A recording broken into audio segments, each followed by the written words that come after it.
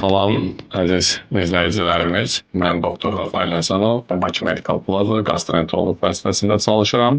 Bugün sizə EZP proseduru haqqında məlumat vermək istəyirəm. EZP proseduru nədir və hansı xəstəliklərdə aparılır? EZP proseduru, yəni açıqlamasını desək, endoskopik retrograd pankreatoflonqiografiya.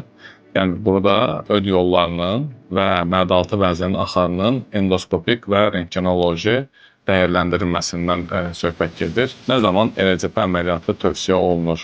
Əgər öd yollarında, yəni xolioduqda daş varsa, bir daralma varsa və yaxud da mədaltı vəzində eyni ilə daş varsa, darlıq varsa, mədaltı vəzinin törənməsi varsa, xəstəyə mexaniki şəkildə sarlıq yaradıbsa, o zaman EZP proseduru tövsiyə olunur. Bu zaman nə icra olunur?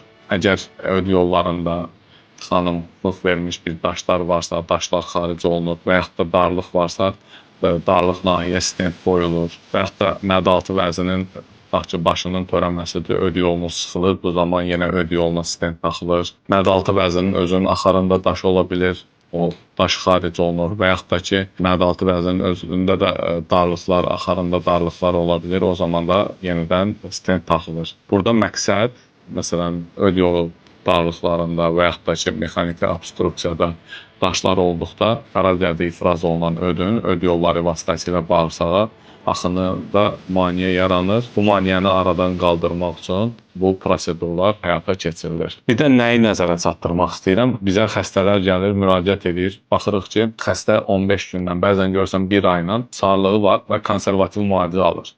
İlk növbədə bu sarlığın səbəbi araşdırılmalıdır. Yəni bu infeksion mənşəlidirmi, yoxsa qaraciyərin özünün problemidir, parenximatoz mənşəlidirmi, yoxsa hemolitikdir və yaxud da ki, mexanikidir. Mexaniki sarlığı olan xəstəyə müalicə eləməyin heç bir mənası yoxdur.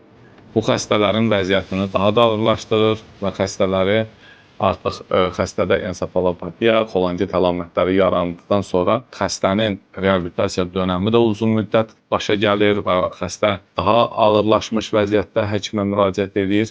Ona görə tövsiyəm, əgər görünən seçli qişalarda, gözdədir, dəridədir, saralma varsa, qaşınma varsa, tutma şəkildə ağrılar varsa, mütləq ya bir cərrahla, ya bir gastroenteroloqla olduğunuz ərazidə mütləq bir konsultasiya alın, lazımdırsa ultrason müayinəsi olunsun, lazımdırsa MRT müayinəsi olunsun. Tam diaqnoz bəlli olduqdan sonra xəstəliyin xarakterinə uyğun müalicə alınsın. Dinlədiyiniz üçün təşəkkürlər.